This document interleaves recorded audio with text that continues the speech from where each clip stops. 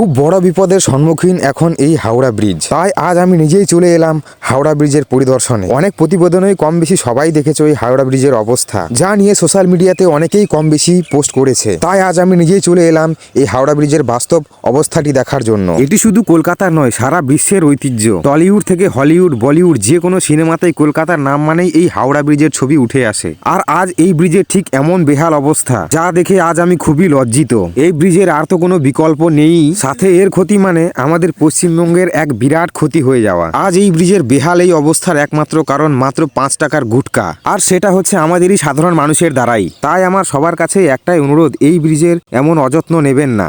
আমাদেরই উচিত এই ব্রিজকে আমরা যেভাবে ব্যবহার করি সেভাবে এর যত্নও নেওয়া। এই ব্রিজের অপব্যবহার না করা, অবহেলা না করা, নোংরা করা, এগুলো আমাদের উচিত। এদিক থেকে সতর্ক থাকা, তবেই এই ব্রিজ একমাত্র সুস্থ ও সবল থাকবে। তো বন্ধুরা, চলো আজকের ভিডিও এই পর্যন্তই। দেখা হচ্ছে আবার পরের ভিডিওতে খুব শীঘ্রই।